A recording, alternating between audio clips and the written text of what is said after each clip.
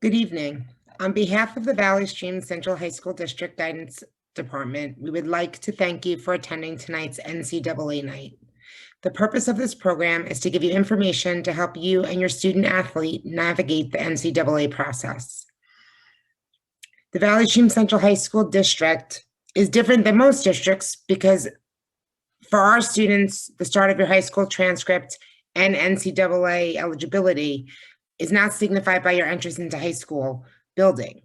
Therefore, we make every effort to bring attention to and stress the importance of 9th, 10th, 11th, and 12th grade in your journey for NCAA eligibility. Joining us tonight are Scott Stuber, District Director of Athletics, and Mark Lineweaver of Perfect Placement, who is an MLB sports agent and former non-scholarship Division II athlete who has spent 2 decades working in professional and college sports. During the presentation, we will not be able to see or hear you, so it's important for you to use the chat box to ask us any questions that you may have throughout the presentation. To do this, if you move your cursor to the bottom of the screen, a toolbar will show up. You will need to click on the icon that looks like a conversation bubble labeled chat, and your chat box will open. Simply type your questions in the chat box and we will respond by either typing back or verbally answering your questions throughout the presentation. We will also leave time at the end of the presentation to answer any additional questions that you may have. As always, we hope that you enjoyed tonight's webinar and are thankful for your partnership with the Valley Stream Central High School District in ensuring your child's academic and social emotional success, as well as their college career readiness. Should you or your child need assistance in any way, please reach out to someone in the Pupil Personnel Services Department at your child's school. Mr. Stuber, I don't know if you want to say a few words. Good evening. I just want to welcome everyone tonight and thank Ms. Rivera for her hard work. This is always a great night. It's definitely different this year.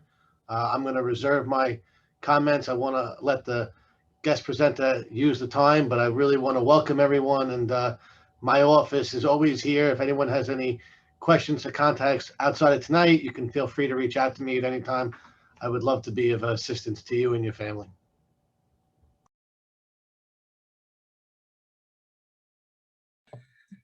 Without further ado, I'd like to introduce Mark Lineweaver. You're muted. Mark, you're muted. The worst part was I was making a joke about the fact that everybody would rather have me muted more times than not. So that was really right on cue. My thanks to Valley Stream, my thanks to Mrs. Whitney Rivera, and of course to Mr. Stuber. And as we go through this, we'll move very, very fast. I do want to address some housekeeping issues first and foremost, and then set a bit of a table for the rest of the evening. As I mentioned, my thanks to your school district. I am coming at you from Manhattan Beach, California, which is incredibly different than Manhattan Beach, New York. And I know I'm not going to get any sympathy with the fact that if I grab my lips from time to time, it's because they are chapped from the sun. On Sunday was sitting on the beach where it was 76 here in Southern Cal. I know that is a far cry from the weather back home, but I do think I reserve the right to mention that as a native New Yorker, it has taken me 2 decades to trade a pending earthquake and 10 times the expenses out here in California to sit on those beaches on a Sunday and send pictures and rub it into all of you back east. What you do have, quite frankly, on Long Island are much better summers than those out in Southern Cal. People don't realize that. Those summers in Long Island are special. So I am very similar to you, cut from that same proverbial cloth. Now, as it relates to tonight, listen, I am criticized too often that I don't smile enough. So here's your smile for this evening, okay? I go through this material so quickly, and I will tell you, I go through this material incredibly passionately because I truly believe in it. I know your athletic director believes in it. Your guidance director believes in it. Your school district believes in it. And it's the reason they've asked me to come in tonight. I am never, ever yelling at a student athlete. There are times that I will be, without question, challenging mom and dad to think differently. But I'm not angry. I'm not mad at you. I smile probably not as often as I should. But I am truly honored and happy to be here. And this process, it is supposed to be enjoyable. So I don't want anyone to think that I'm coming at you from a different kind of set of expectations, or that I'm quite frankly coming off as a jerk. That is in no way ever my intention. Now that we got the housekeeping out of the way, I will not keep you longer than an hour. The presentation will be roughly 45 minutes, and I promise you it is going to move quick. We will leave 10 or so minutes at the end for question and answer. I encourage you to participate. In fact, I want every single student athlete to be participating as we go. Even though we can't unmute you and have you speak live, I want you to answer questions aloud. Mom and Dad, I challenge you to answer questions aloud, but we will definitely reserve time at the end of this presentation to not only have you ask chat type of questions, put them in the chat box, and that could be all quarterbacked there by Mrs. Whitney Rivera. But listen, my information, everything we're going to go through tonight, it's now yours. Mr. Stuber will have it. All right, so don't worry about scrambling and taking notes. My phone number, my email address, and all of the materials we will share to the screen with this evening, we will make those available to you. Okay. And then the last point is there will be times I will ask Mrs. Whitney Rivera to share to the screen. I will ask to be the full screen. There are times I will ask to have points brought up on the screen. So we're going to move quick, and there's going to be a lot of back and forth. I realize at times it might get a little annoying, but I promise you there is intention for every single action that we will do for the next, what's probably remaining 57 minutes. All right, so let's get into it. And I'm just going to say Mrs. WR. How about that? We're going to hyphenate and give you a little nickname here. Can you please share to the screen of who is and why Mark? Now, as I told and we joked earlier, I got to get this point out of the way. I guess there is one more housekeeping. This is not a Broadway production. This is not meant to be overly challenging. There's no test at the end, okay? But as it relates to like logistics, I'm already peeking. There's 51 people. There is 51 people on this Zoom. And I'm pretty certain there's more than one person on the other side of the computer screen that is watching this. So if you figure on average, there's 2 people for every person that's logged in, that's over 100. And I say with all the confidence in the world, with as big as an ego as I might have, I don't think 100 people would have showed up at the auditorium to hear me speak tonight.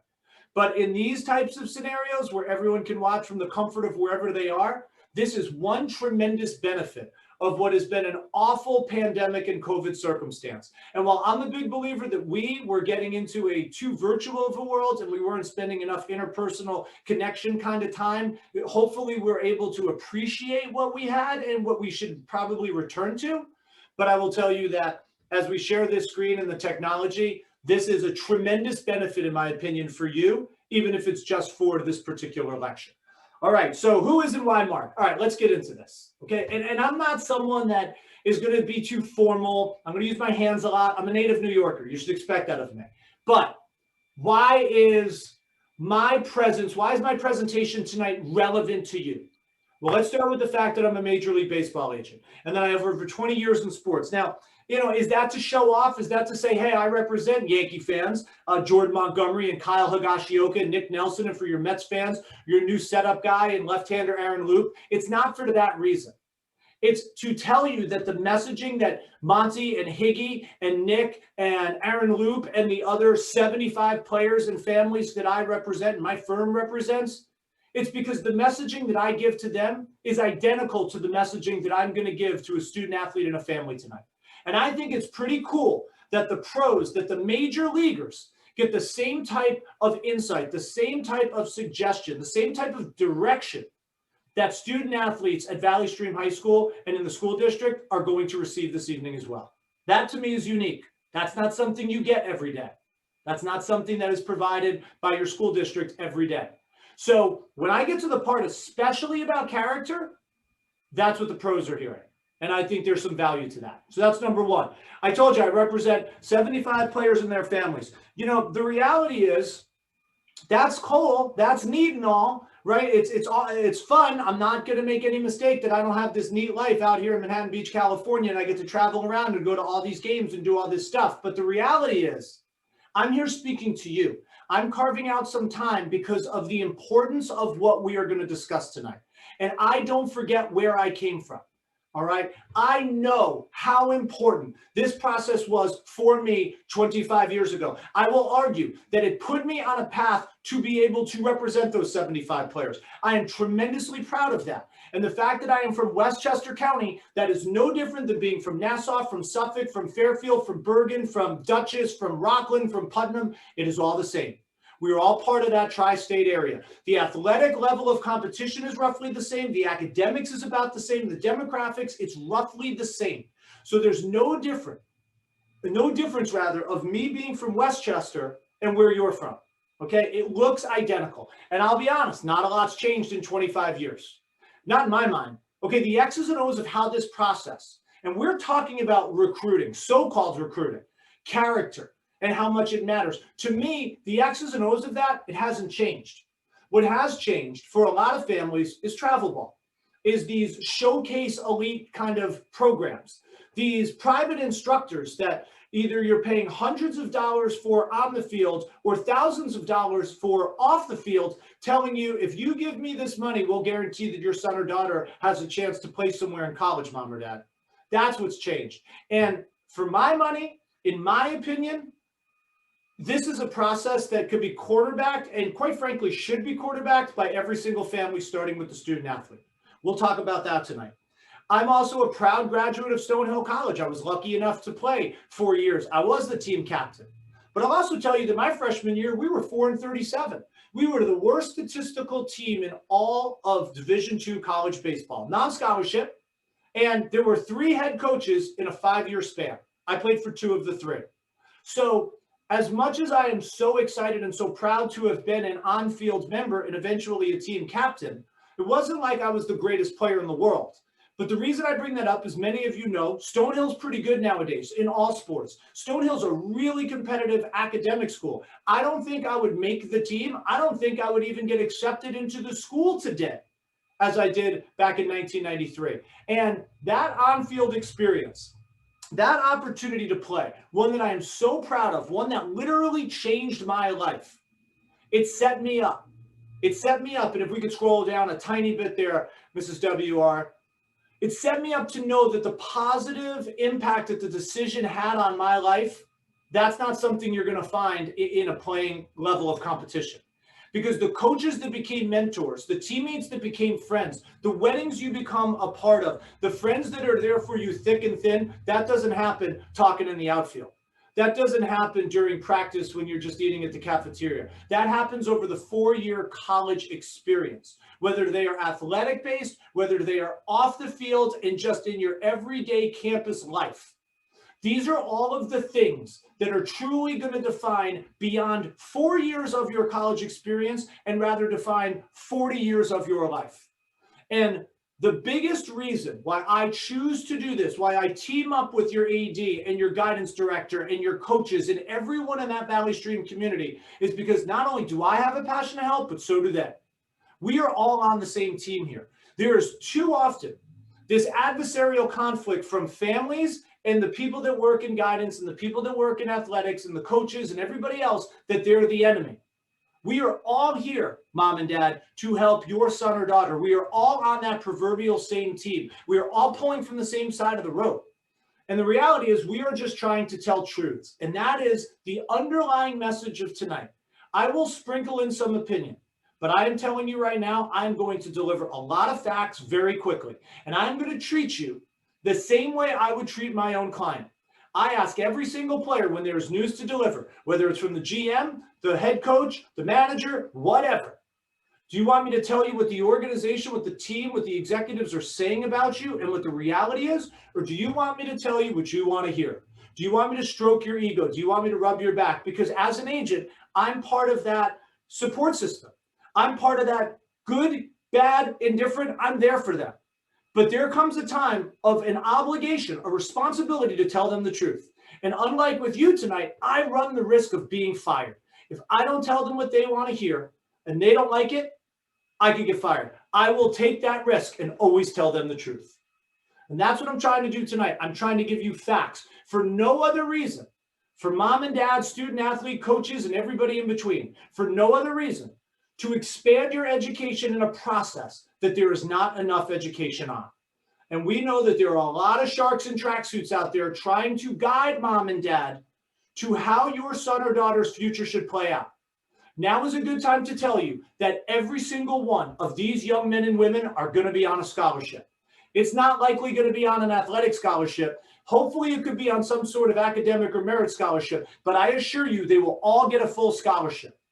And any idea who that will be provided by? Mom and dad, to the tune of $100 to $150 to $200 to maybe as much as $250,000 over 4 years.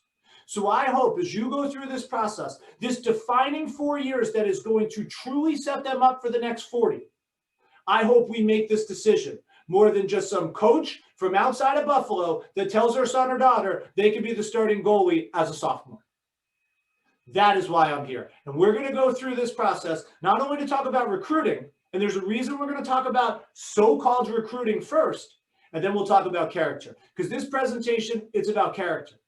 And how all of this work, whether it's now in high school, whether it dates back to junior high, heck, even elementary school. This is a process so many families know they have been striving toward over the last 2, 4, 6, 8, 10 years. We're going to save character for the end, and when we get there, you'll know why. All right, so let's take down that one sheet, and maybe let's just have the whole screen on me for a moment. Okay, so as we go through this, and as you probably already know, I'm coming at you hard and I'm coming at you fast.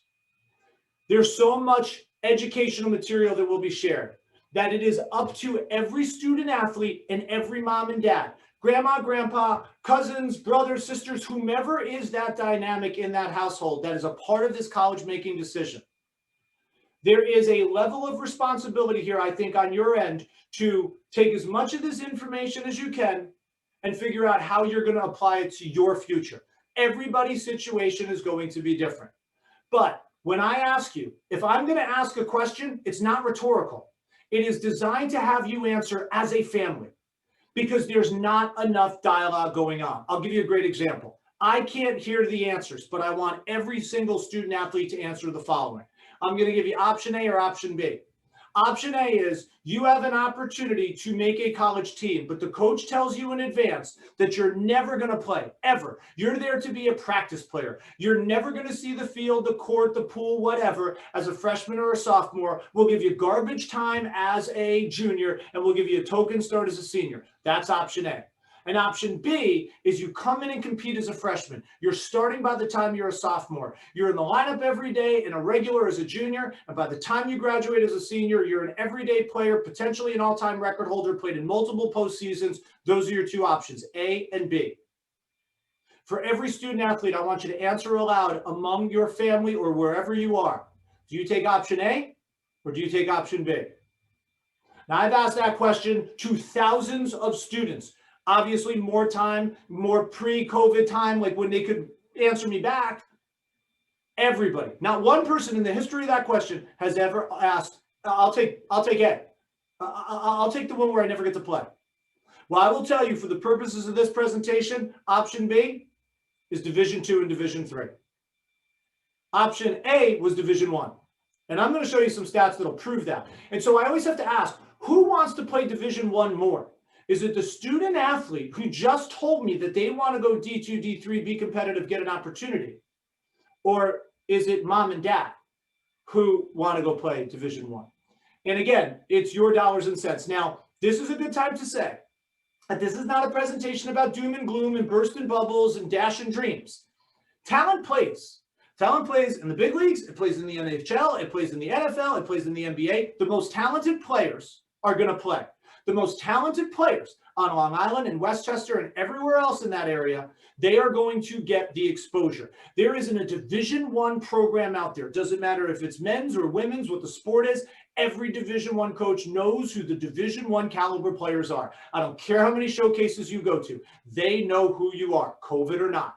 And if you are not being recruited by the time you're in 8th or 9th or as late as your sophomore year, and when I say recruited, I'm talking about college coaches that are calling and emailing and just knocking down your door and begging you to come on a legit college recruiting campus visit and talking money, then you're probably not in that Division I category.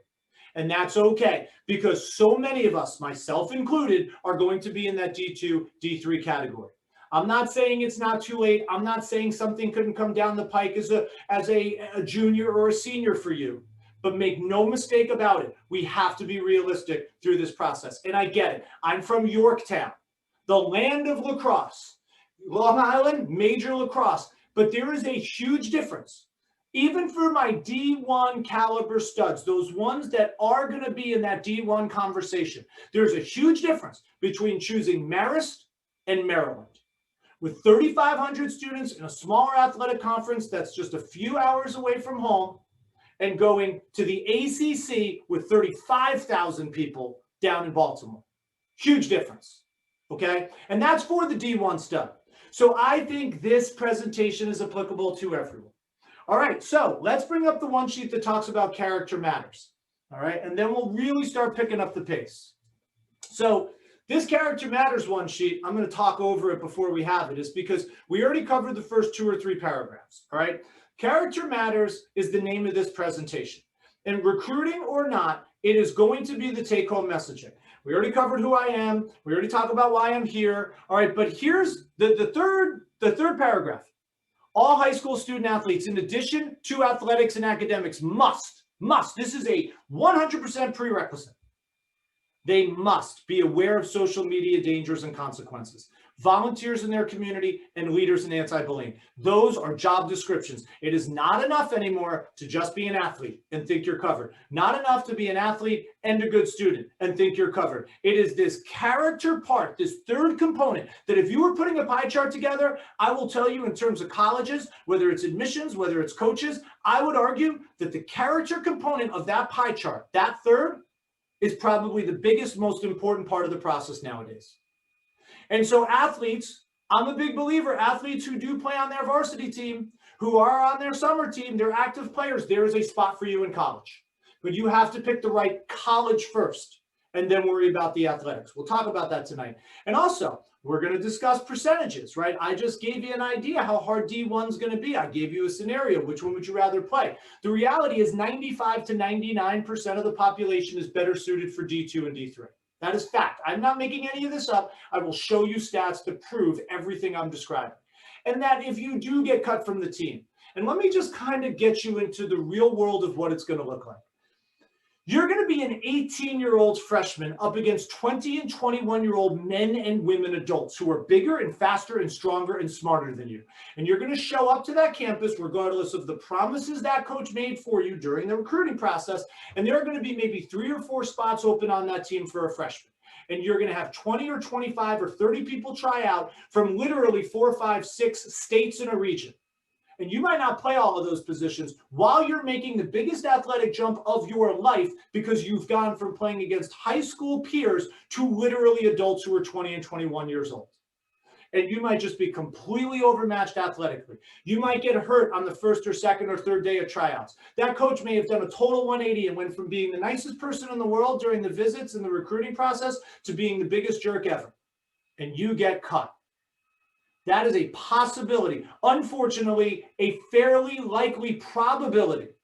You have a choice. You can either go home and complain and make a ton of excuses and take zero accountability and arguably call home and say, I want to transfer.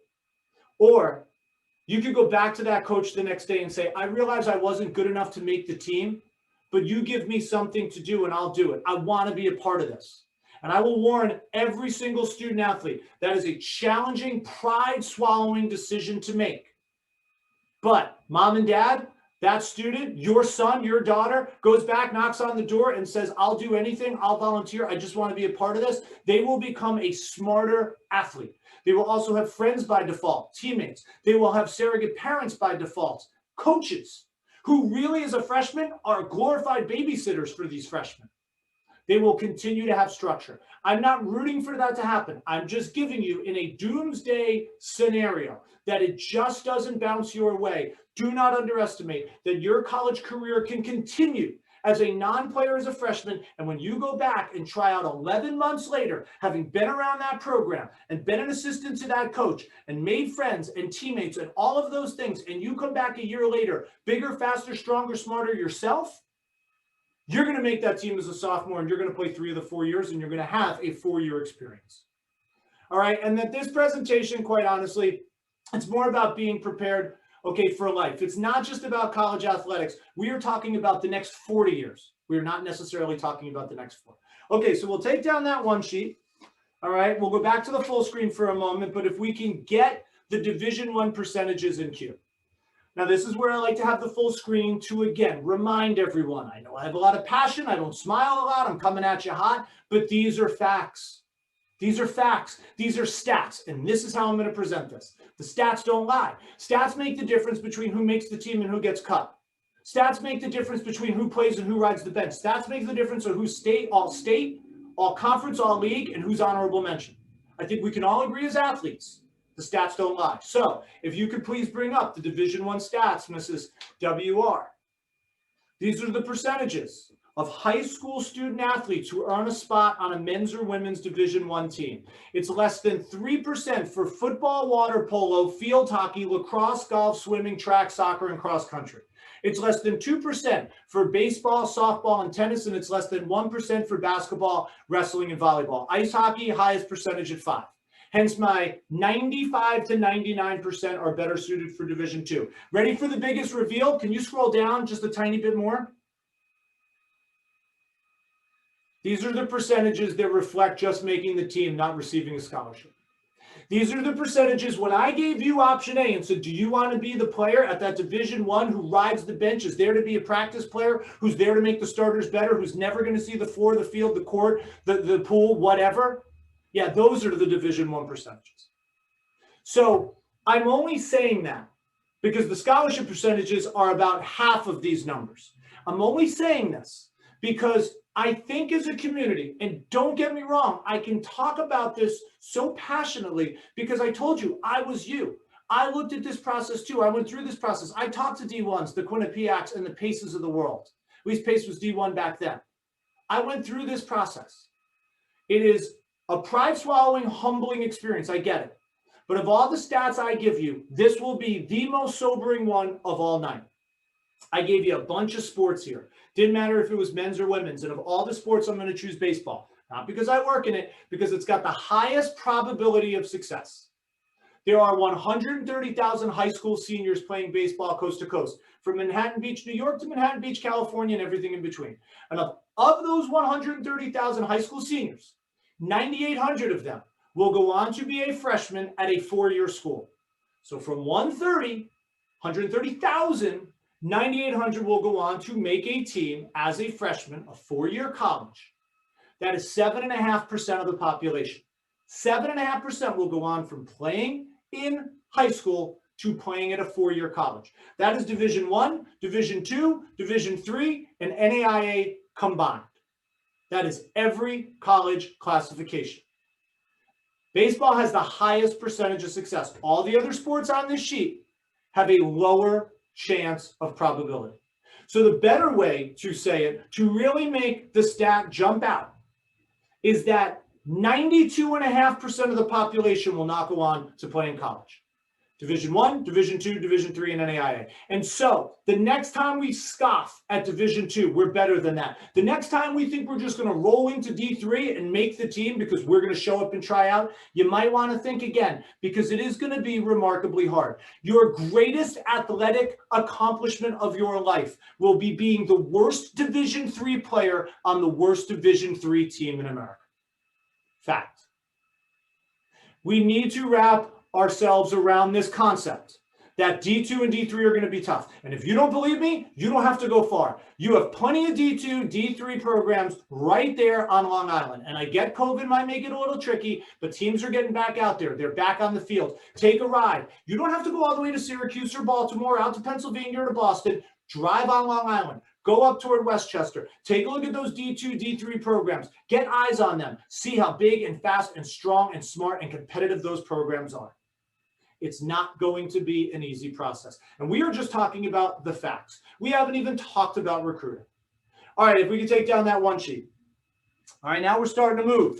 So I hope my point is at least somewhat understood. I'm not saying you have to agree with me, but I'm giving you factual statistics. And I realize I might come in as the bearer of bad news. I'm truly on your team Because mom and dad, this is really about your son or daughter. And I'm telling you right now, you've proved it to me, you've proved it to Mr. Stuber, you've proved it to Mrs. WR, because there are 50 people logged in and you're here to get educated because you are truly doing this in the best interest of your son or your daughter. So let's talk about very briefly what Mrs. Whitney Rivera is an expert in. Her job for your school district is to help you identify colleges, but her job isn't necessarily to do all the work. I'm going to use a baseball analogy here. You're the starting pitcher, and you've got to basically throw like 7 or 8 innings. She's the relief pitcher at the end of the game. For my Yankee fans, the Mariano Rivera's, because, you know, she is the greatest of all time. But I'm telling you, her job is to help you close this process. She doesn't know enough, nor is she supposed to, about your individual family. Every single person on this call is different. So mom and dad, this again is for my student athletes. I'm going to tell you right now, for every single student athlete listening, and hopefully they're still listening. They probably checked out 45 minutes ago. But I'm telling you, I'm an agent, and I represent 75 players. Congratulations, you are now an agent too. You have a client roster of 1. Any idea who your client is? It's yourself. You are now an agent. You are in charge of 1 player, you. And if you don't know your pros, if you don't know your cons, if you don't know your strengths, if you don't know your weaknesses, if you don't know everything about you inside and out, on the field and off of it, you are going to fail. You are representing yourself in this process. And for mom and dad, the next time we're sitting around the kitchen table, the next time we're coming back from a practice or a game, instead of being like, what happened when the ball went through your legs? How come you missed that shot? How about something like, would you rather go to a big school or a small school? Now, that is a daunting question for a 15, 16, 17-year-old kid who, quite honestly, probably has never been on a college campus. Well, how about framing it this way? Would you rather learn for the next 4 years of your life? This isn't one class at 43-minute algebra. The next 4 years of your life, where you're going to sit in 65-minute lecture halls 3 times a day, 3 times a week, for 4 years. That has nothing to do with athletics, right? We go to college for the education. Where are you going to rather learn? In a classroom with 150 students where the professor's talking faster than me for 65 minutes and is ignoring your hand up, or in a class with 30 or 40 or 50 students where there's an actual dialogue? Which one, mom and dad, is your son or daughter going to excel in, the one that they're really going to grow? And oh, by the way, great time to remind you, $100, $150, $200, $250,000 of your money is affording them this opportunity in the classroom and on the field. When's the last time we had that kind of conversation? So we want the smaller school. Great. We know that we're going to be less than 6, 7, 8,000. Box checked. We can put that and know that when we walk into Miss Whitney Rivera's office, hey, we're looking for a school that was going to fit this size. No different with distance from home. Okay? When you say, how far do you want to go? And they say, as far away from you as possible, I get it. But you've all been on trips. You've been on recruiting trips, or there's been kind of some sort of summer showcase. You've been down to Baltimore. You've been to Philly. You've been to Syracuse. You've been to Albany. You've been to Boston. You've been to Burlington. You have definitely covered the footprint of the Northeast. How far is too far? How close is too close? When did the iPhone die and nobody had a charger or a Mophie? When are they ready to get out of the car? Not once or twice for the fun weekend that we're going to have on this college campus in Pennsylvania for the next 4 years when you are making that commute 10, 20, 30 times. Which is the right distance? Okay, that's a real question, because going up to Burlington, Vermont is going to be different than going to Boston. It's going to be different than going down to Baltimore. So size, distance, majors, minors. I hope every kid that tells Mrs. Whitney Rivera, I want to be a doctor, I want to be a marine biologist, whatever, until they show up on that college campus, never realizing how advanced science was going to be. And they come home Thanksgiving weekend and they say to you, hey, pass the mashed potatoes, I want to change my major. And we pushed all our chips into SUNY Maritime. We're now looking at a transfer situation. But if we had the wherewithal to make sure that this school had plenty of majors and plenty of minors to choose from, that if they really like science, they have biology and biochem and physics and all these different types of sciences, so we can call an audible and simply change the major and not disrupt their life. And when they do, God forbid, have to transfer, there's no refunds, mom and dad, and that 50 grand is gone. And they're starting this process all over again. And you know who that's on? This is where I do get fired up. That's on you.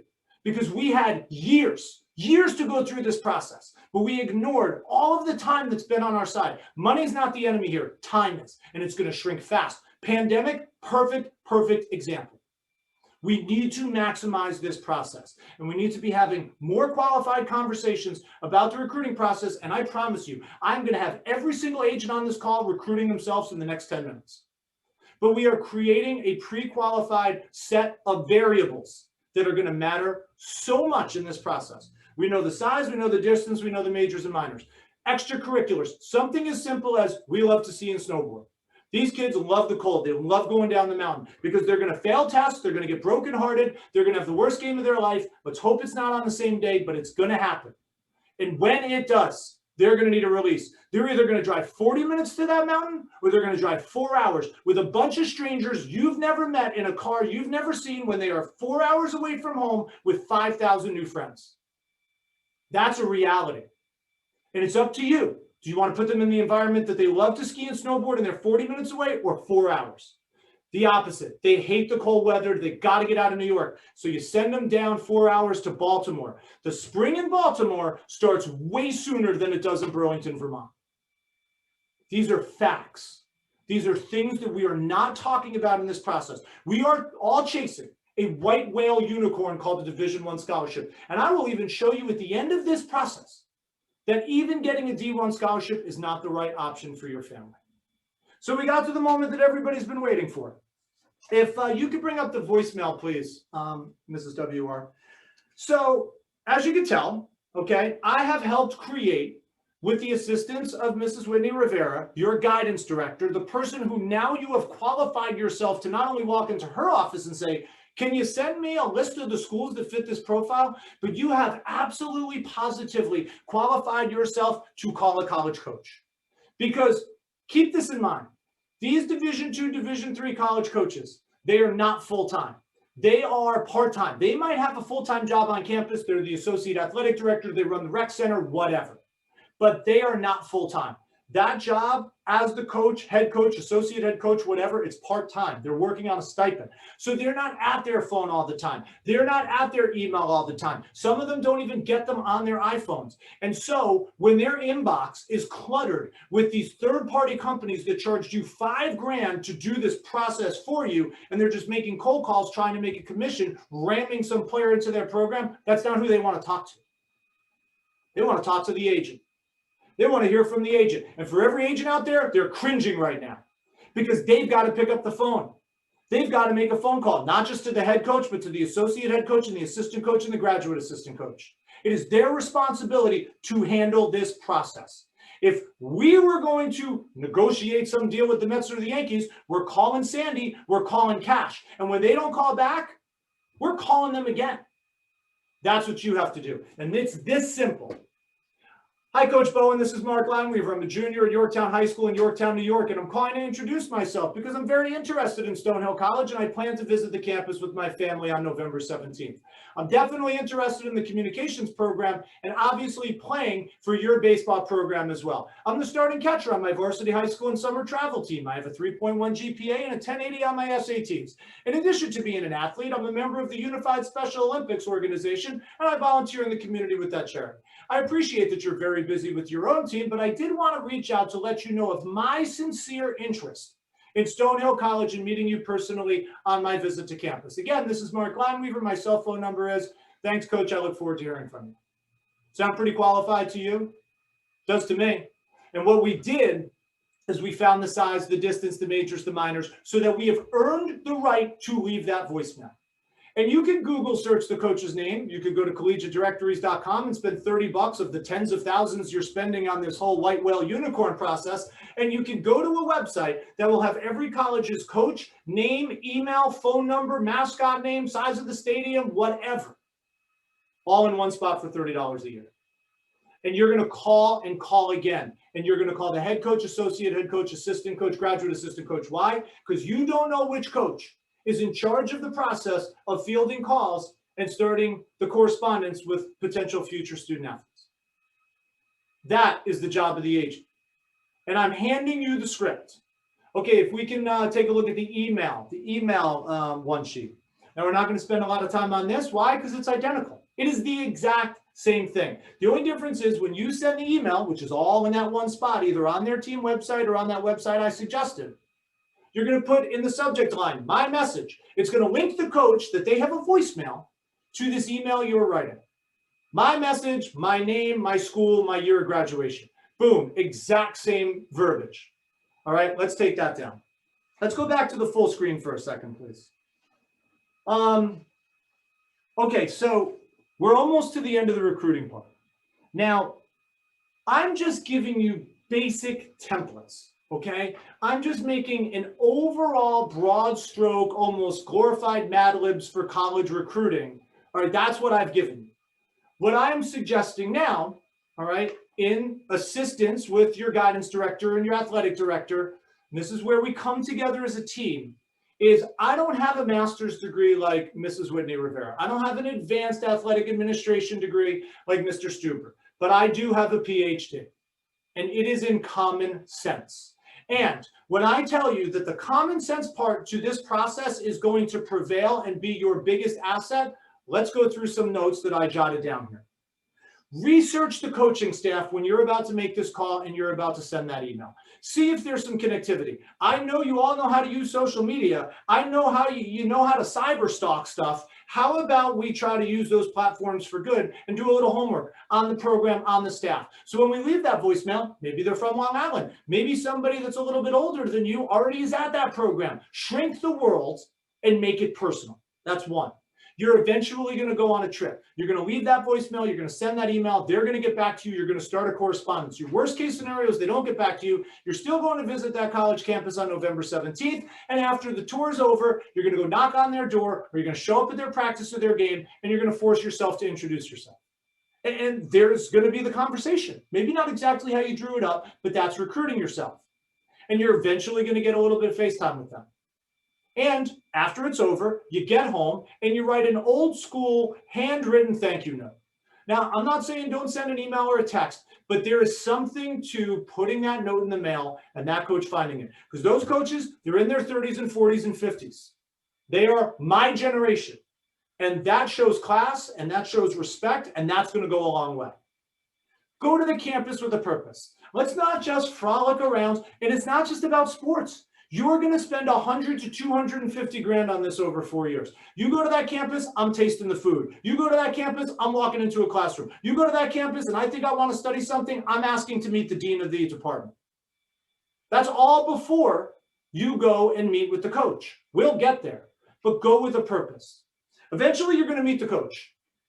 How about doing a little homework on their program, their style of play, how you can fit in? Not everything starts with I. How about we talk about we? How are you as a teammate? What do you do well? What do you need to work on? No one's expecting you to come in as this dominant stud who's going to come and start every game and be the freshman player of the year. They are coaches. They are teachers. They want to know what they're going to get as a freshman and how they're going to develop you and churn you out as a senior. Have some humility, show some honesty, and talk about who you are as a teammate, not just who you are as a player.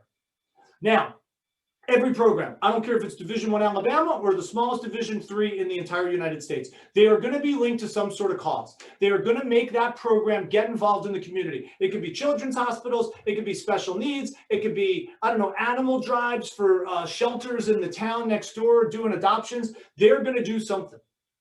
See what they do. Bring that type of real life, real world stuff into the conversation that you're eventually going to have with the coach. Do your homework.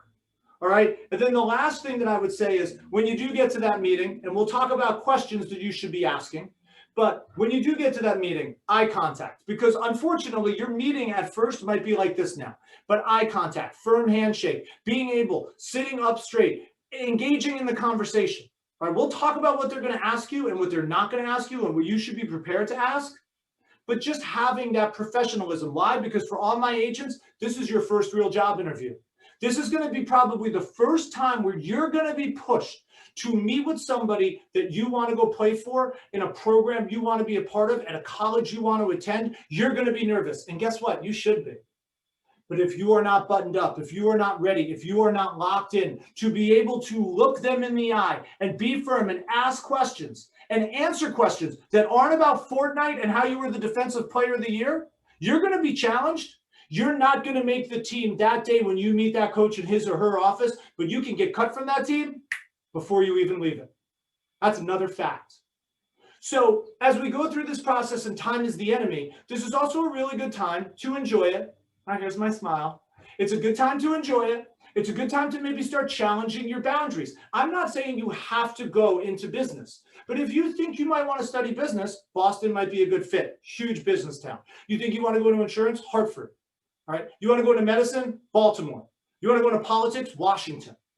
These are regions that you have to start thinking 4 or 5 years down the road, because these 18-year-old adolescents, Mom, they're going to come out as 20-year-old adults, and it's time to go into the real world. It's not just about athletics, but I'm teaching you how you recruit yourself. All right, let's share the screen and let's go to what might a college coach ask. Let's go to the questions. I think I'm titling them questions. And then we will transition. We're a little bit in overtime. I'm probably a couple minutes off, but I don't know if it's even possible for me to speak faster. All right, so here we go. I'm always told I need to slow this presentation down. If I did, it would be 2.5 hours. All right, so here are the questions. Now, I will remind you that these are questions that the coach is going to ask you.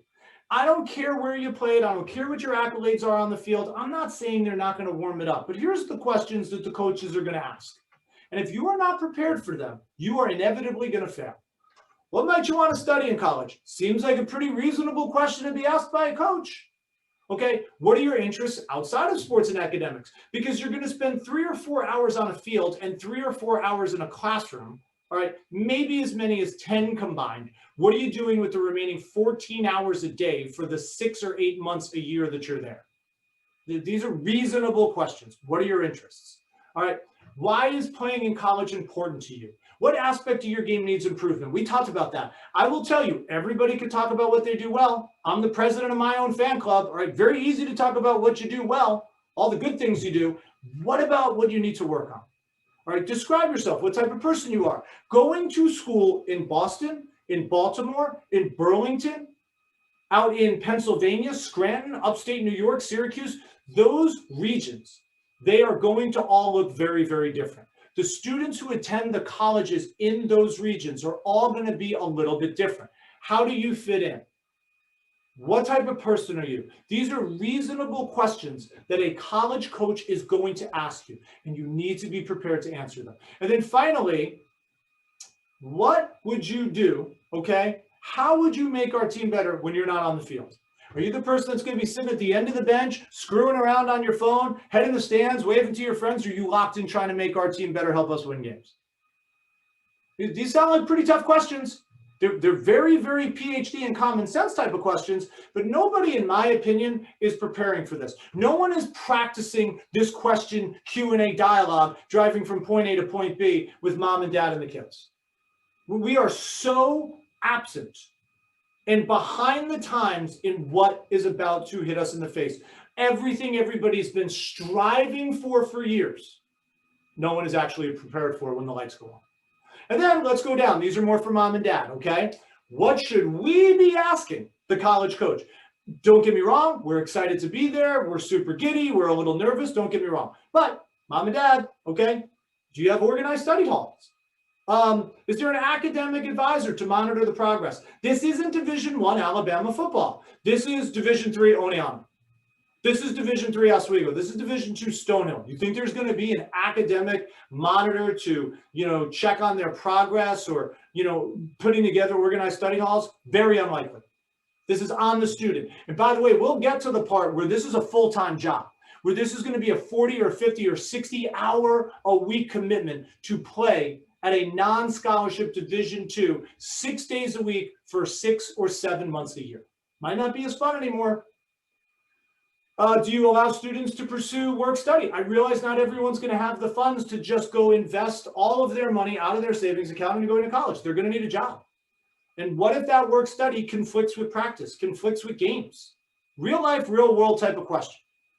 How much class time is missed? We were 4-37 my freshman year, and we got a little bit better over the 4 years, but not much. So we left class at 11. We got on a bus at noon. We drove 3 hours from Boston to, let's say, like New Haven or maybe down toward the Fairfield area. Played whoever we played, Sacred Heart, Southern Connecticut, got our butts kicked, got back on the bus at 7, drove all the way back to Boston, got there at 11, and then had an 8:30 a.m. class the next day that we didn't study for the test for, or didn't write the paper yet for.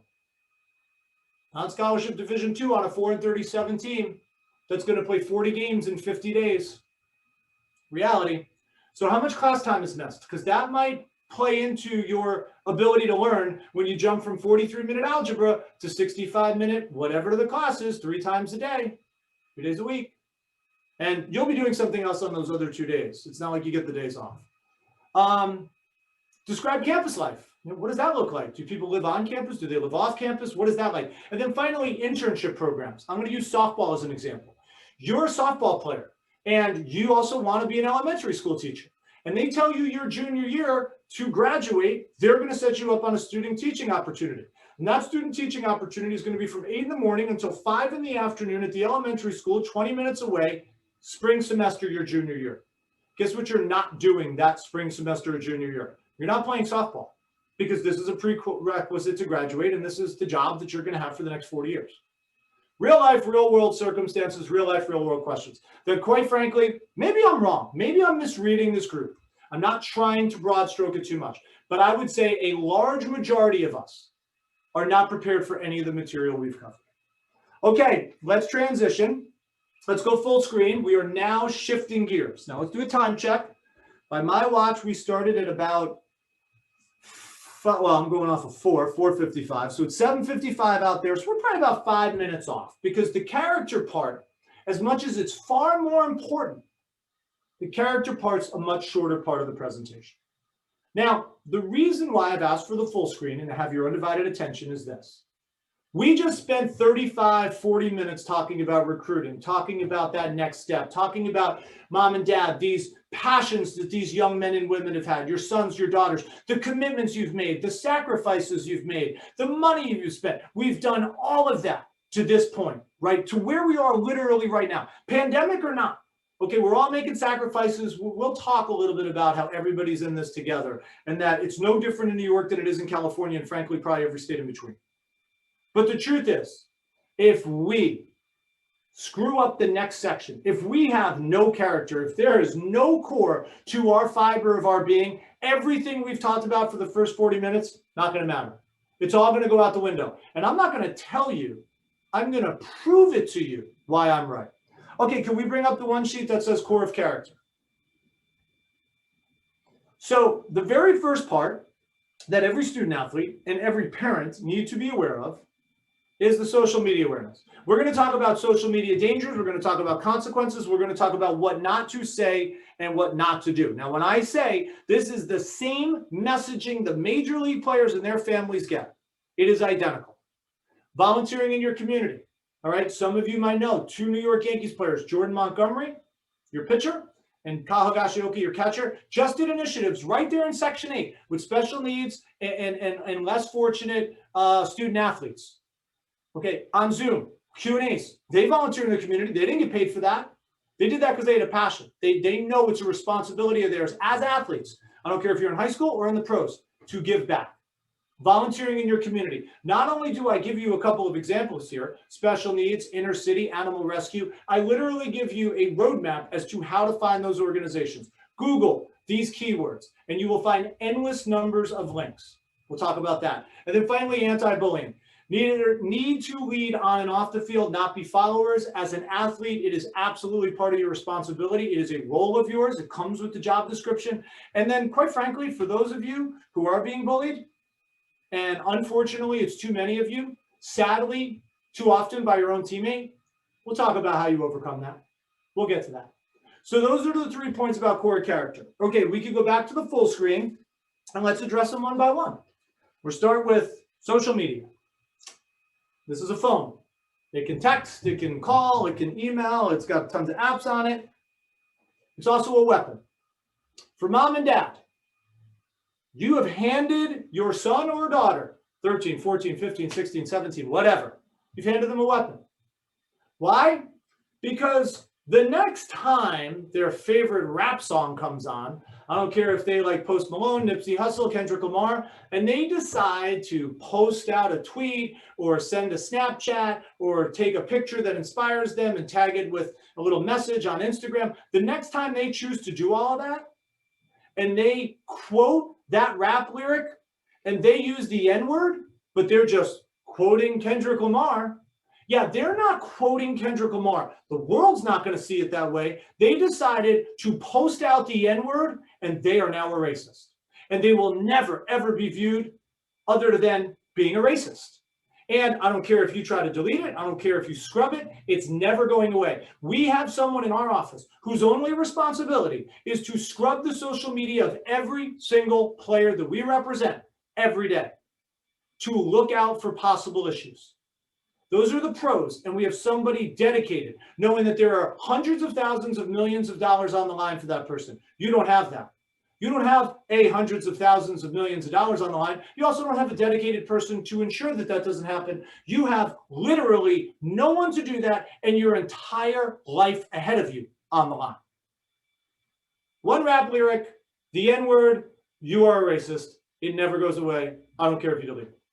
We're making a TikTok video. Everybody's dancing around. Somebody from the back yells, "This is so gay."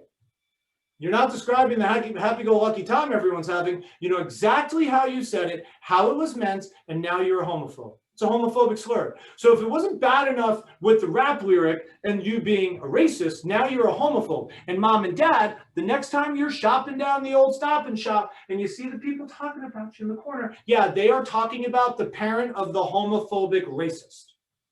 You're along for this ride too. This is real life, real world. And here's what I'm going to do.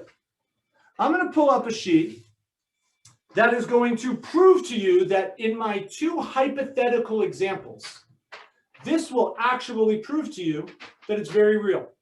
And I got this. I wanted to write it out. We're going to go through it. This will be the slowest thing I go through all night. It was covered on Fox News, but it was also covered on CNN. It was written about in the New York Times. It was also written about in the New York Post. This is not political. They all covered it the same way. They all covered it equally. A female freshman high school student in Virginia sent a private Snapchat to a friend where she used a racial slur. The video was then circulated and saved by another student who was an African-American male. The female student said that the word that she used in the Snapchat was, quote, "in all the songs we listen to." Sound familiar? What she said in the Snapchat to her friend that she thought was private was, "I can drive, N-word." It wasn't until her senior year, if you're paying attention, that was 3 years later. 3 years later, after she was accepted into the University of Tennessee and onto its national champion cheer team, that the post reemerged. And after the female student went to Instagram to voice her support of the Black Lives Matter movement following the George Floyd protests, the African-American student who had saved the video shared the original Snapchat on TikTok, Instagram, and Twitter and called out her hypocritical and racist behavior.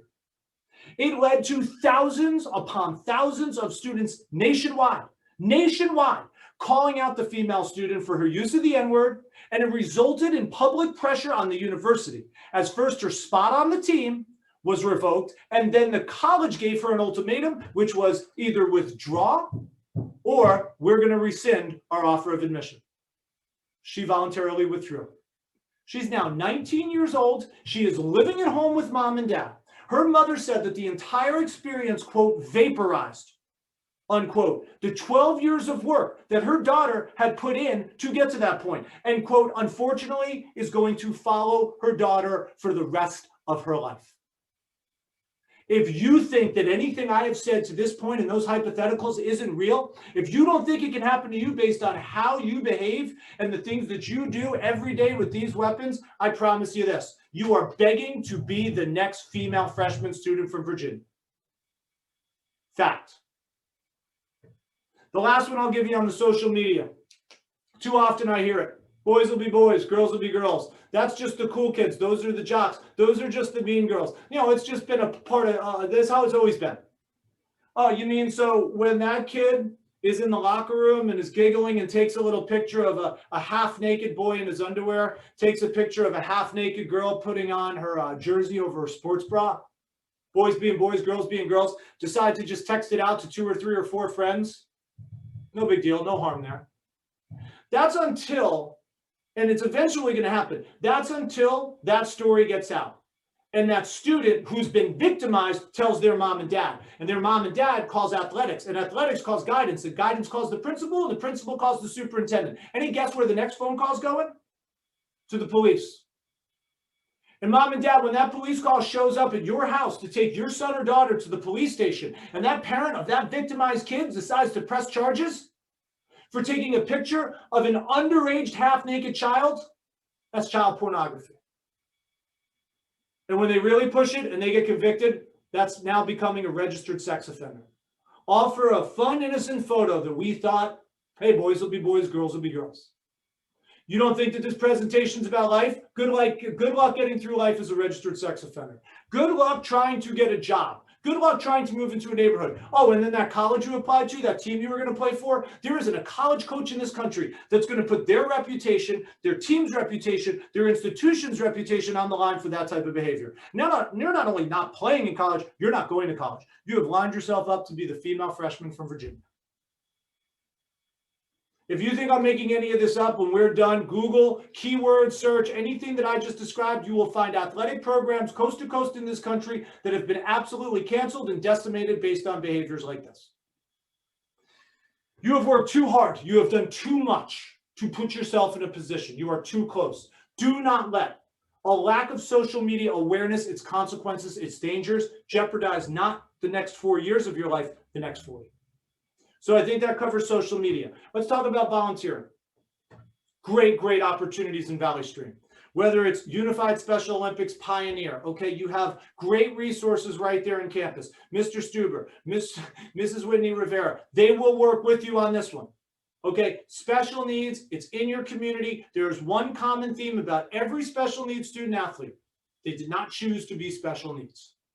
But they love sports just like you do. They play sports just like you do. And what those organizations don't need is mom and dad to write a pity $2,500, $5,000 tax donation check to feel like they're making a difference and making themselves feel better. Mom and dad, they need your son, your daughter, your able-bodied individual in your house to go help, to coach, to volunteer, to referee, to run the clock, to whatever it is. That program needs your kids. You put that on a resume, you talk about the difference between getting in and getting out. Well, if athletics and academics are about the same, these college admission programs, they're going to look at things like this to have it be the separator, the tiebreaker. I can't tell you how important this is. And you don't do it in an effort to ensure you get a place to go to college. You do it because you're a good human being. These are things that you start figuring out at this age as to who you are, what person you want to be.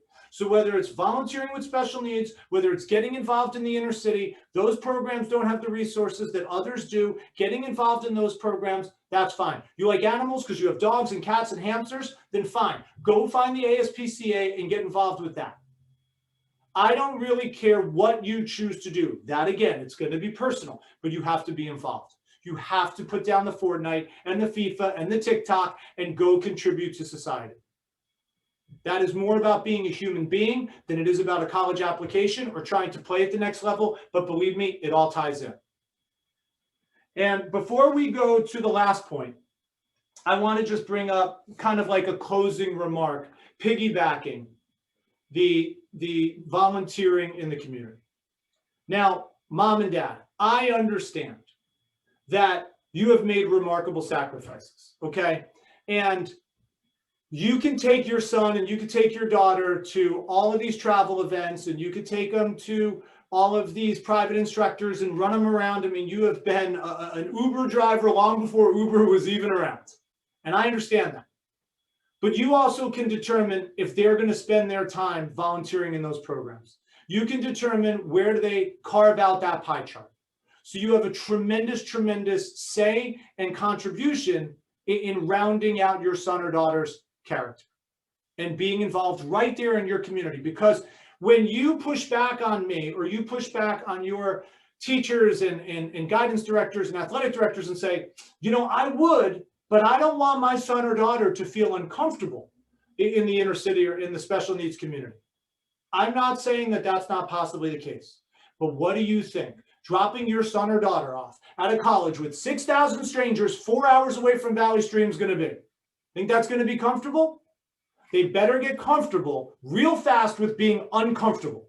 Why not do it right there in your backyard where you can make a difference in your community and get them more comfortable in their surroundings?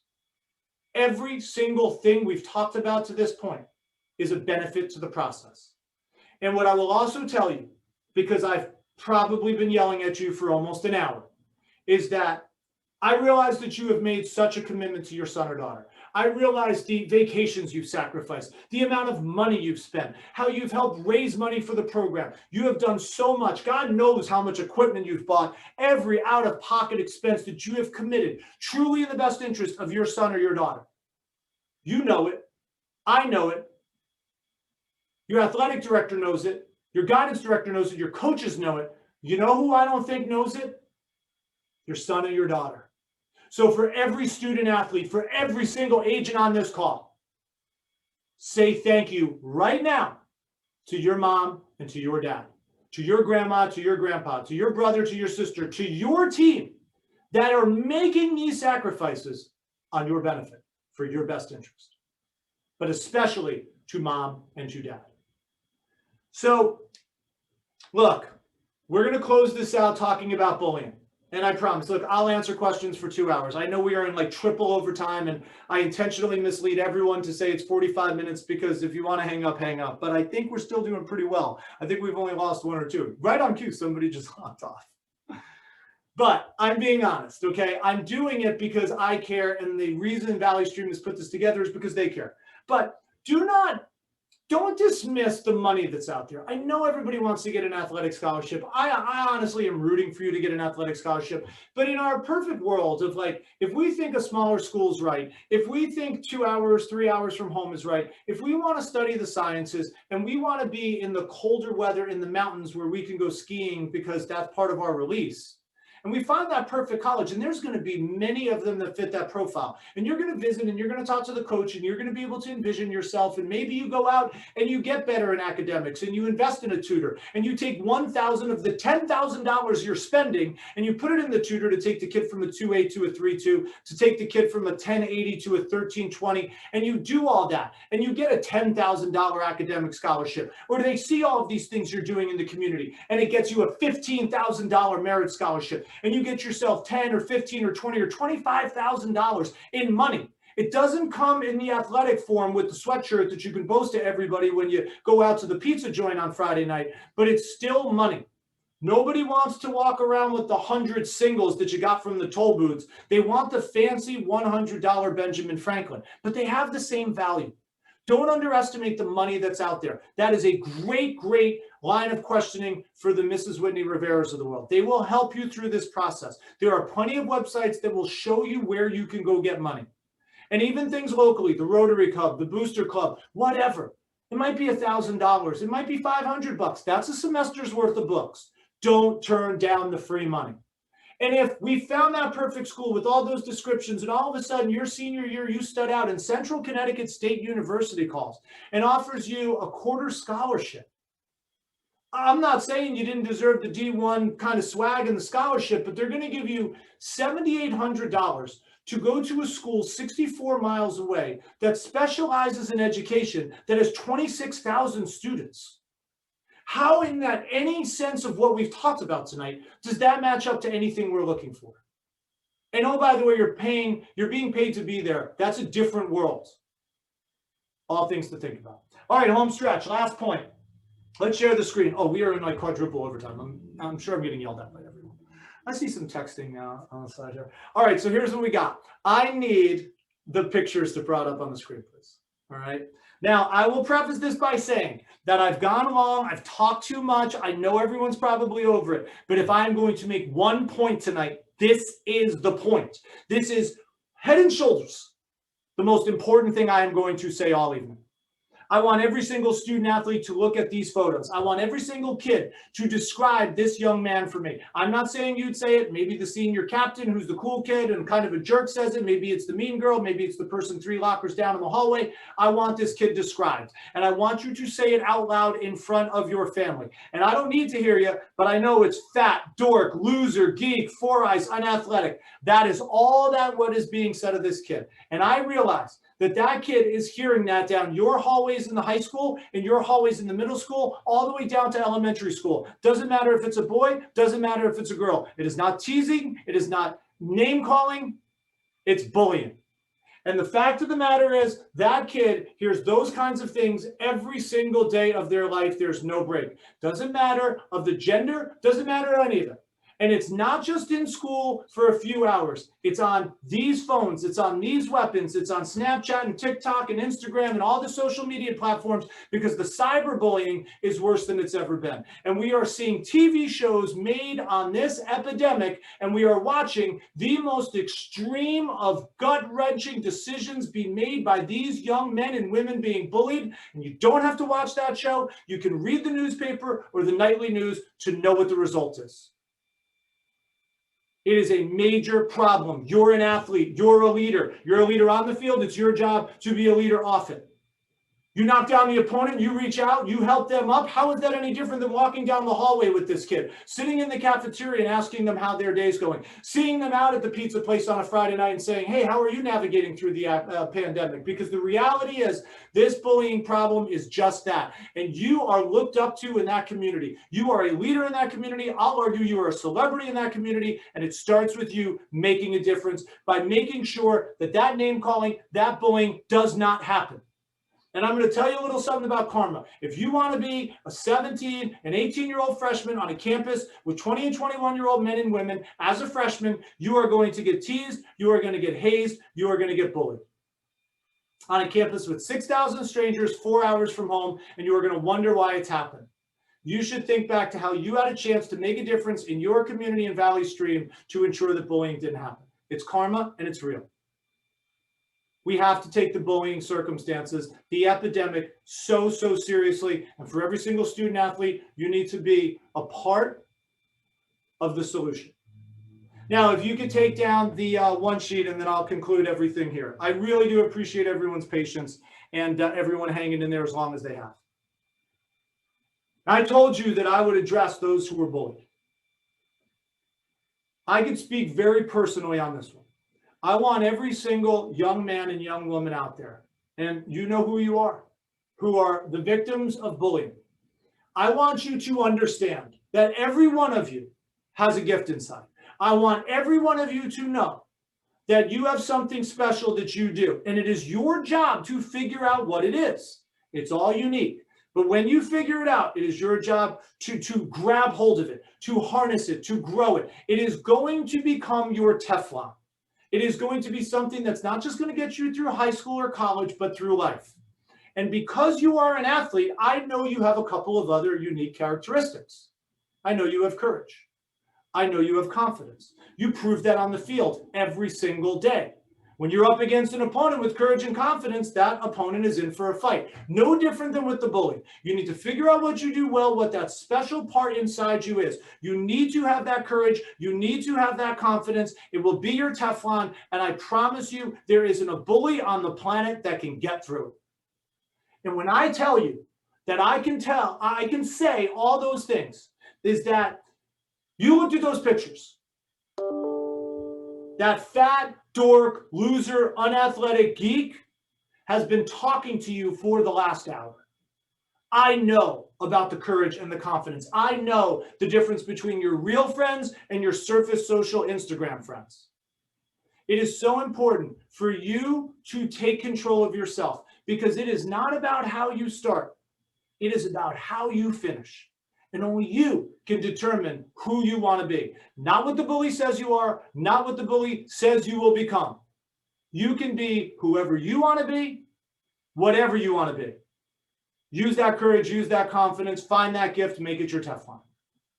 We have to, as a group, student athlete agents, parents, coaches, administrators, superintendents, the entire community, we have to 100% commit to stop being part of this bullying problem and 100% work together on finding a way to all collectively be the solution. My thanks to Mr. Stuver, my especial thanks to Mrs. Whitney Rivera, and most importantly, to every single one of you who took the time to log in to invest in me in quadruple overtime, the longest presentation probably I've ever given. But it is NCAA Athletics Night. So I hope you feel you got something out of it. You have my contact information. I know your athletic director and your guidance director can get in touch with me directly as well. But I welcome you to reach out to me. All right, I don't know if you guys still want to do questions. I see a lot of chat kind of things. I will stay as long as you want me to, but I really appreciate all the time. There is a question in the chat. There is a question in the chat that asks about, because when I first looked at it, I thought they were just looking at comparing college programs, demographics, and majors, but they also wanted to know online resources that will also look at the competitiveness of their sports program. So online resources that would look at all of that. I got to be honest, okay? In a world where everything's online, I'm going to honestly defer to your guidance director and your athletic director, but I do believe getting real eyes on the program. I think that taking that trip and seeing the program and watching them matters. I do think that in today's world, you could probably watch a game online. I didn't really talk a whole lot about making a recruiting video, and so you don't need to spend any money. You don't need fancy graphics and jazzy music. You have a backyard, you have a phone, you have a local park. Go make some videos of you practicing and emailing them to coaches in real time. And they're going to tell you real fast if they think you are qualified as an athlete to play for their program, or maybe it's a little bit of the, beyond the pay grade and it's going to be the old college try here. But I would really research and reach out to the coaches and take dialogues and say, is there a way to watch your program? Are you streaming your games? I mean, if you're streaming games in high school, I'm sure they're even streaming them at D2 and D3 programs. But if you have the resources to take that ride and watch that program, even to just see them practice, that's going to make the difference. And in a virtual world, and I get a pandemic or not, pandemic's coming to an end. More things are opening up. You're going to have the opportunity to do it. Do you want to go to the next Fruitless Showcase? Do you want to waste your time with the next private instructor? Or do you want to drive the 45 minutes and go watch the program play and actually start maximizing your future? I'm not telling you what to do. That's a decision for you to make. But don't underestimate the resources that you have right here on this call with us. Any other questions? I don't see any other really in the chat. I don't know if people were just so busy listening that they didn't go through their questions. So if people overwhelmed, very overwhelmed. No, but I think it's good information. And I think it was real information.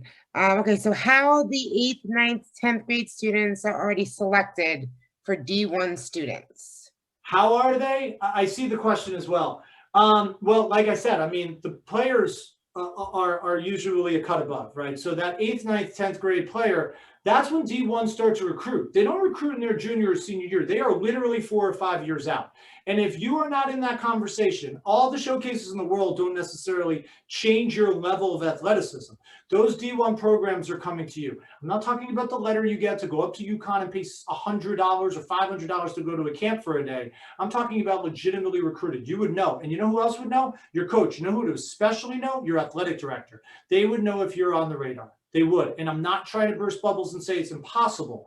I would stick to the plan. I would stay to most of what we're talking about. And another point is, I'm always blown away. I deal with it with baseball, right? These 8th, 9th, 10th grade kids, they're making full commitments to colleges before they're even in high school. 2 years before they're even driving, before they're really maturing. Don't forget to let kids be kids. Enjoy their life as a 9th and a 10th grader. And then after your 10th grade year into your junior year, let's start taking the college experience a little more serious with having autonomy and a driver's license and maybe being a little more of an adult. Hard to start making those adult decisions at such an early age. And I personally think that's why you see so many D1 players transfer, because they're committing in 8th or 9th grade for a decision that they have to make 5 years down the road. And then they get there and they realize it's not for them. And I think that's unfair. I think you're going to start seeing that policy change. But it might not answer your question. The short answer is you would know. I hate to say it, but you would know.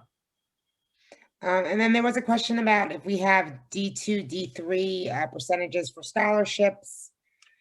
If you have those numbers. Yeah, so those exist. I mean, look, the reality is if you go to my website, okay, and again, all of this information, it's everything that we've talked about is already on the website, but there's a frequently asked questions page, and there is an NCAA link. And you can click on the link and it'll give you all of this information. It's there. It's a little bit of research, but I guarantee you, if you Googled Division II scholarship percentages, you will find a link in the first 3 ones that come up in Google in less than a second.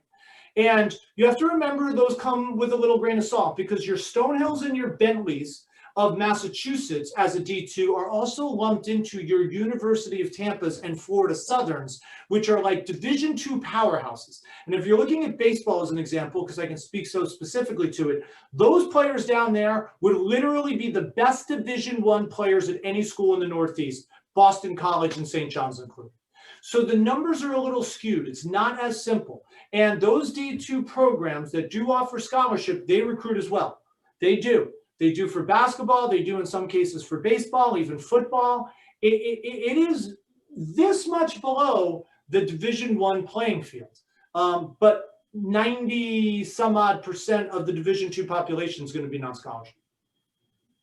And Division III across the board is all non-athletic scholarship, just to be clear. Another question was, because of the pandemic, is more and more college cutting sport program to save money? That's a good question. I'm going to just guess on this, and I never like to do that. It's definitely a better question for Mr. Stuber, but I do think that programs are reducing. They might not cut the entire program, but I do think staff's being laid off. I think the scheduling's change. I don't think that they're going to spend as much money on buses or travel or all the things that go into a program. Everybody's suffering. And now's a good point now's a good time to bring up a point. Listen, everyone is suffering. Everyone in Valley Stream, whether it's student athlete, whether it's parent, whether it's teacher, educator, administrator, we're all in this, unfortunately, together. New York, California were two of the most probably aggressive states with lockdowns, right? Other parts of the country might not be, but everyone's in this together. No one's getting a head start or a foot ahead of everybody else out there. And the colleges are in the same position, right? They're not out there canvassing the country. Everyone's kind of in this together. But I can't speak for if they're dropping them, but I think reasonably using the PhD in common sense, reasonable common sense would deduct that, yeah, there are being cutbacks. And then there was a comment saying, am I wrong in having the takeaway, go for the academic scholarship, as athletic ones are unicorns for the most part? And I think that is the right takeaway to take. The athletic scholarship is going to be tough. And Mr. Stuber, I know that we had a conversation about the NCAA's decision to keep athletes active or eligible. Eligibility, yeah. There's a lot of kids, and just so everyone knows, I'm listening to Mark not just as an athletic director, but I have twin juniors who play sports, and Mrs. Whitney Rivera can tell you I'm constantly asking her opinion about my kids' ACT scores, their grades, their volunteer work, and I just did that drive. I visited Babson and Bentley. My son has a dream of Notre Dame and Boston College, but Babson and Bentley are really good schools, and they play football and baseball. And I as a parent, I think that this presentation is fantastic, Mark. I have to tell you, you pretty much everything that I try to talk about every year, you nailed it on the head, and I can't thank you enough. But Kelly, I just kind of lost my train of thought. Eligibility, right? Eligibility. So that didn't get to play their season. A lot of the kids who lost their spring season last year, the kids who lost their fall season, you're talking about kids a lot of times who are redshirted already, and now they have an extra year of eligibility added on to their season. So like I told my son, you're going in as an 18-year-old freshman, you could be competing against a 23 or 24-year-old who has extra eligibility. There are some kids who don't even try out to their 19, 20 years old. I have a nephew who plays hockey, and they don't, like most hockey places, they don't even want the kids until they play 2 years of junior college. So they're going into college as a freshman at 20 years old. So it's Mark said it, you're competing, you're not only with adults, you could be with people who are 6 years older than you, not just 4 when you get to the college. It's unique times, and if I can piggyback on some of those points there, Mr. Stuber. One, Bentley and Babson, two of the best business colleges in the entire country, not the Northeast, not just this little section of Massachusetts, literally in the entire United States. When we talked about this process being more than just athletics, if you think you are going to want to go invest your time in life into a particular field, those should be considerations. Those are two of the best, as well as being incredibly athletically competitive at the Division II and the Division III level. But as it relates to this level of competition with ages, I mean, just do the math. If all of those students that were supposed to graduate decide to stick around for that additional year, where is the room for any freshman to come in if the team is still remaining the same? There might be 0 spots on that particular club, and you're off to college. So you're going to have to make a decision possibly on a school that there's no spots on the team open for in year one. These are unprecedented times. And I'm a big believer that in the worst doomsday scenario, as long as you are on the right college campus for the right reason, where you love the taste of the food, you love your friends, you love your classmates, you love your courses, you love your new life that's going to exist for the next 4 years, that is literally going to earmark the next 40. And athletics remains in the conversation, even if it's as a volunteer kind of capacity in year one. You have hit a grand slam bottom of the ninth walk-off home run as a family. And you have two incredible resources here on this Zoom, and I'm not one of them. And when I tell you that my message over the 5+ years that I've been doing this, completely on the side from being a major league agent, is not entirely me formulating this with facts, but rather the work of athletic directors and guidance directors who are giving identical messages.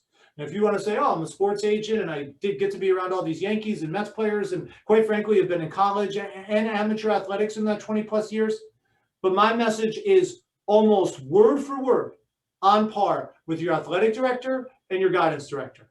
And if it sinks in more from one of us versus another, as long as it sinks in, but make no mistake about it, that you have incredible resources in your community and they are not the enemy just because they don't say what you wanted to hear. I go back to the example with my own players. So there are a couple of questions there just about like academic stuff. So there's a question about 7th grades included. And to that, I think what you're asking is when colleges are looking at you, are they looking at your 7th grade grades? A college is going to look at you for your high school transcript from grade 9 through 12. The reason why we're a little bit different for those of you at South and North, you're in that building in 7th grade. So that 9th grade year seems like just another regular year. That's the beginning of your high school transcript. That's the beginning of those official grades that are going to go into your NCAA eligibility, that are going to go into any type of academic scholarship or any kind of acceptance that you're looking for. There's a comment here about colleges becoming test optional. And while many colleges are becoming test optional, there was a growing philosophy of schools that were doing this test optional before the pandemic. There are more schools that have waived the SAT and ACT scores because students were unable to test. But the one thing you need to keep in mind is if you want scholarship money is awarded based on academic and SAT and ACT scores. So if you look at any college or university, when they have an achievement scholarship, presidential scholarship, Mr. Stuber, the STAMP scholarship, there's grades, there's SAT and ACT scores, there's other activities they want to see you do. There's a whole package that needs to be in place there. So yes, scores are not as important for acceptance, but it is going to play a role in your scholarships. And also, if you look at your NCAA eligibility, on the website, there is a link to the NCAA eligibility booklet for athletes. There's a score, there's a scale sliding score. So you look at what your test scores are and it aligns with, what was it, Mr. Stewart, is it financial aid that they give you on that?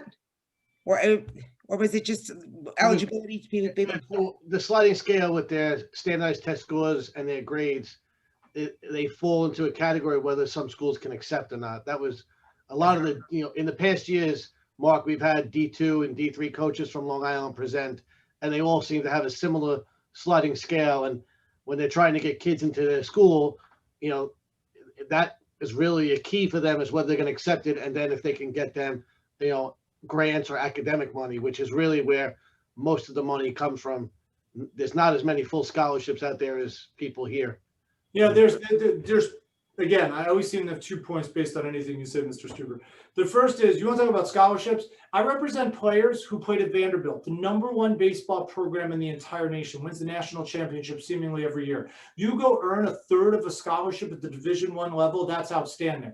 I have players that are current major league players that played on national championship Vanderbilt, which, by the way, one of the hardest academic schools to get into, not just enough to be a player, earning 1/3 of a scholarship, $25,000. It's a $75,000 a year school.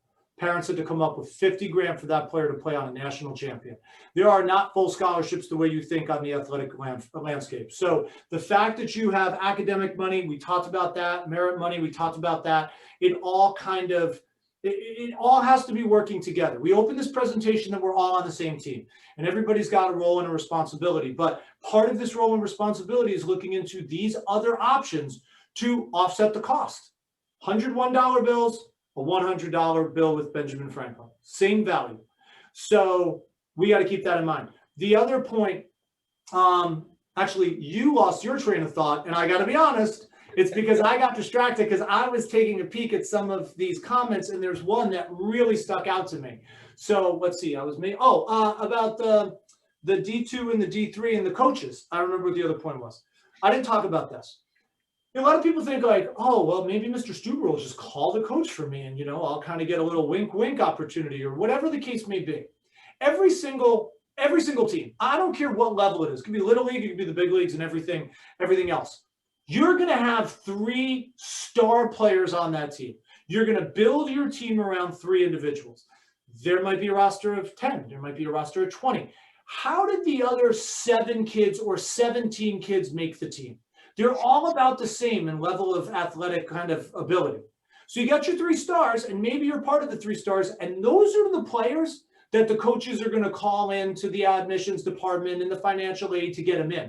But the other 17 are in the same boat. And when we go back to that first interview with the coach, when we go back to responsibility, when we talk about little ways you can make a team, including through this process with all the character stuff, you might already be on that coach's radar to be a captain one day as the most responsible kid, the hardest working kid. They're watching your videos in the backyard and they're like, man, I'm going to bring this kid on my team because they're going to push that lazy junior and that's going to make our team better. You don't realize that. And you're just part of that 17, but the bottom line is you want to be part of the club. You want to be part of the program. Don't underestimate how that happens. But at the same time, don't assume that they're going to call on your behalf to pull a favor, because it's really hard to be one of the 3. And you don't need to be. You want to be part of 4 through 20 in this example. Be one of the 17. And then work your way up to the rest of it. So there was a question I want to address. And again, like I'm noticing that, let's see, there's roughly 33. So we're still have a decent audience, but I love this question. And I almost wish I knew it was, let's see, it was from Althea, I probably pronounce this, Althea G, and I'll read it aloud. And it's, what are some other good careers in sports that students often overlook? You know, what are the best ways to get those careers? Now, this is not a shameless plug, I promise you, but it's absolutely a shameless plug. So this is my high school kind of messaging, right? I'm a full-time agent, but I have a passion for this.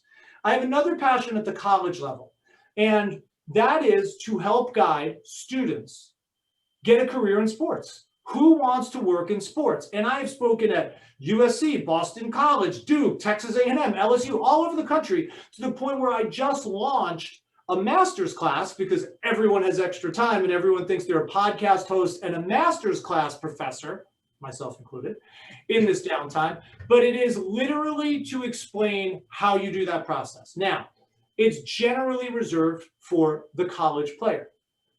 I believe it starts in high school, and I talk about that. For those students, you could be the star captain of the team, knocking on Mr. Stuber's door and saying, how do I get involved? Now, he might assign you to girls' tennis. He might assign you to men's volleyball. You're not working in basketball, football, baseball, you know, the lacrosse, the marquee sports. But you have an opportunity to work in a program. You have an opportunity to get experience, and you need to put something on a resume. And you're going to learn 2 things. 1, how to do the job, and 2, quite honestly, if you like it. Because internships and assistant roles, because they're not going to pay you to do this, get used to volunteer if you want to work in sports. And that could even be as a high school athletic director one day, or it could be me being an agent, or you can replace Brian Cashman and be the GM of the Yankees. The point is, there is a roadmap. And it starts with volunteering right there at your own school. And when you get a little bit of experience, then maybe Mr. Stuber picks up the phone and you get some opportunity in the community, working with a team. Maybe it's a college team, maybe it's a minor league team. You've got the Long Island Nets out there. You've got the Long Island Ducks. If you love basketball, he might be able to work something out where you're 18 years old doing an internship with professional basketball players. But that starts on your college campus. And have that unbridled enthusiasm. My goal was to be a big league broadcaster.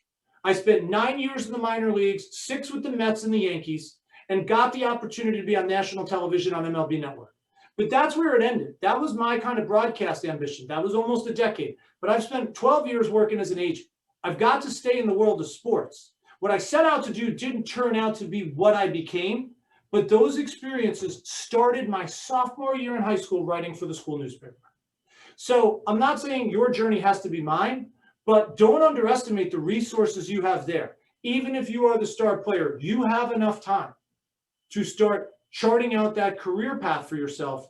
And when I gave that example about getting cut from the team, the next time you have some downtime, why don't you look at how many NBA general managers and NBA head coaches were the team manager? Never, ever played at the college level. We're literally the team manager. And they are now the highest level executive or the head coach of the team. You know, I could tell you in baseball, the San Francisco Giants general manager has a PhD in mathematics from MIT, never even played Little League. The general manager of the Chicago Cubs, Jed Hoyer, played at Wesleyan, which is a Division III school in Connecticut, and studied history. So there is a career path, and I believe it starts right there on the campus. And if I was in front of all of these student athletes and I said, how many people would love to be an AD, an athletic trainer, a general manager, a broadcaster, run Aaron Judge's social media, you know, be in charge of philanthropy for, I don't know, the star of the Knicks, the Rangers, the Islanders, whomever. I'm going to argue 75% of the student athletes are going to raise their hand. But how many are actually trying to do something? So I know I'm off on a bit of a tangent that maybe is designed for more of a college audience, but that really could start here at the high school level. No, Mark, I think you bring up a good point. You know, when we're talking about it, when you meet with your school counselor and you're doing the junior college search or you're doing the senior college search, these are conversations you should be having. When you're looking at colleges with your parents, besides that location, you know, when we're talking majors, minors, you might do ticket sales. Maybe you like the business side and it gives you the opportunity to be a part of that sports world. You might do social media. That's a whole new world, right, of social media and websites for different teams and different events. And you know, I have here in the comments, I have, if a kid with a 96 average wants to play in college, do we aim for more academically exclusive schools that are D2 or let her have her hopes on D1 Ivies? And I'm going to say, while you're going to go to school and you're going to be an athlete, you need to be a student and you need to stay in good standing and you need to do that work. My cousin got a scholarship to Hartwick to play lacrosse, D3, I think they were. Mm-hmm. By his senior year, a game that he had loved, he hated. He loved the team, but he hated the practice. He hated the studying. He was struggling with some of his classes. The balance that you have to do when looking at your academic along with your athletic responsibilities, whether you play or don't play, right? Just training, study, work, all that stuff takes over your entire life. So if you want to go to an Ivy League school and you're good enough to play on D1, great. Be sure you can do them both equally as good and maybe the academics better. And let's make sure everybody on this call knows that Ivy League does not give athletic scholarships. So if you want to play D1, it's the only conference in the entire Division I category that does not do athletic scholarships. So, you know, I can tell you that there's, I think it's up to 6 general managers in the major leagues went to Ivy League schools. And you have the Jeff Bridishes of the world, who's the GM of the Rockies, who was a star 4-year player at Harvard. And then you get Chaim Bloom, who's the GM of the Red Sox, who never even played at Yale. But my point is, it kind of blends a little bit of my past answer addressing working in sports, but also there is no athletic scholarship. So whether you want to choose the Ivy or what they call the baby Ivy, and again, I don't want to steal Mrs. Whitney Rivera's thunder, but your Colbys, your NESCAC schools, right? Your Bowdens and your Bates and your, all of those, you know, they play each other actually. And the level of athletic competition is almost identical. Well, yeah, and I think my point to it is, what does your daughter want to do? Right. Because at the end of the day, you're sending her to whatever college, you're paying the bill. And she's got to do the work and play on the team and stick with it for 4 years. When my cousin decided he wanted not to play lacrosse anymore, there was a portion of his scholarship, yes, that was academic, but there was a portion that required him to stay on that team. So may I make one more comment about something you just said? Mom and Dad, this is a comment for you. Your son or daughter could go to any college they get accepted to, and you can pay for it. It's just another fact. Now, whether you're supplementing it with grants and student loans and things like that, but that is a fact. and you want to talk about a business, we always talk about business of sport, the major Division I levels, or guys like me driving the ticket prices up because we're getting contracts for whatever. The Division II, Division III college experience, that's a business.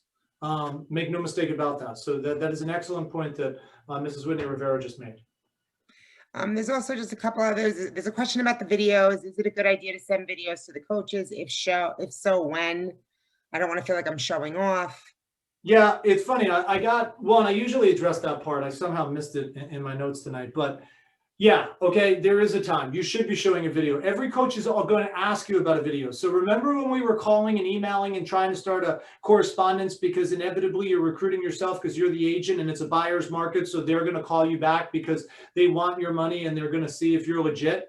They're going to ask you if you have a video. And where I really kind of gave a hard time to these, and I stand by that, you could use these for good. And you don't need a whole team and you don't need a non-pandemic circumstance. You go to a park, you go to your backyard, and you make some practice videos. And in advance of making those videos, you're corresponding with the coach. Say, sure, coach, what would you like to see?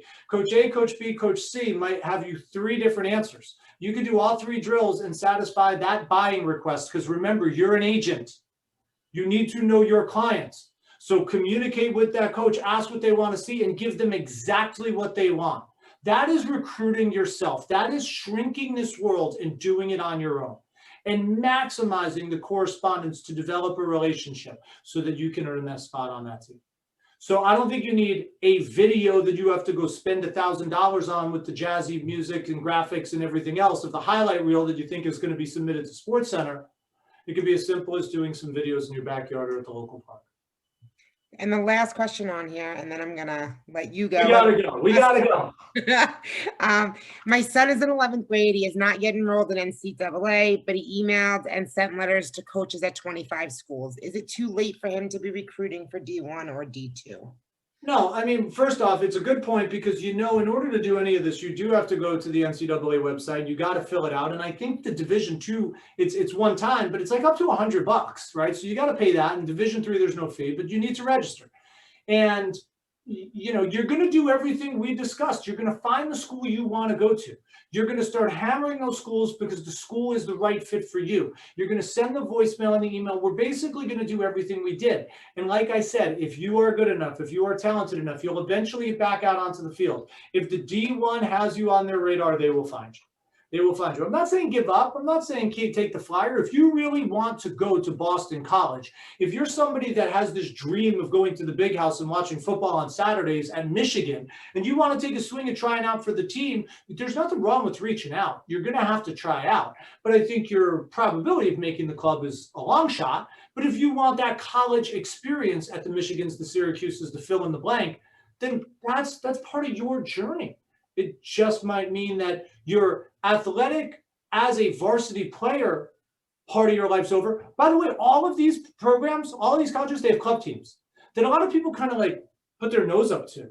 I mean, it's all about what's personal to you. The next time you're at a college campus, you go visit the varsity team, maybe you check out the club team, talk to those people, find out how competitive those are.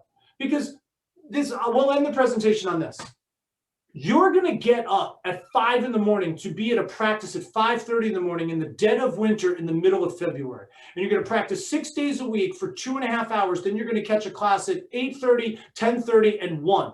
Then you're going to come back and you're going to have weights and running and all that stuff from 4 to 6. Then you're going to eat. You're going to do your homework. I know you're going to make a TikTok video. Then you're going to go to sleep and you're going to do it again the next day. You're going to do that 6 days a week for literally 6 weeks before you then go on probably some summer down south type of trip. And everyone else is going to be spiking volleyballs and drinking Sunkist on spring break. And you're going to be carrying the equipment to play 14 games in 7 days. Then you're going to come back up north to 12 inches of snow. You're going to shovel the field. Then you're going to play 40 games in 50 days while you're trying to balance being a student and having a social life at a college that's not paying you to be there. That's college athletics at a D2 and a D3. And it's not that much different, believe it or not, as a scholarship player at D1. That might not last for 4 years. That might last 1 semester. So everything else we talked about in terms of finding the right home, the right college, and that's where your guidance director works in conjunction with your athletic support team. That's why this process is so far beyond just thinking this white whale unicorn is going to show up and give you an athletic scholarship. I think that is the perfect way to put a bow on tonight's presentation. Very well said. I think it was amazing. I do want to say to all of the parents and the students, know that your school counselor is there as your partner in this journey. If you're a junior, you will be hearing from them to do junior college meetings. If you're a senior, well, if you're a senior, you shouldn't be here. For those sophomores, freshmen, go talk to your counselors. If you think it's something you want, start looking into that search. Like Mark said, you're committing to this school. Your family, the staff in guidance is there to help you with that journey and to help you ask questions and find the answers. But this is your show. This is your job. This is the rest of your life. So again, Mark, thank you so much for an amazing presentation. Mr. Stuber, thank you as always for joining us and your support and just all the hard work you've been doing with athletics in this crazy, crazy year. And to all of our parents and students, thank you for joining us tonight. I hope you all have a wonderful evening. Thank you. Be well.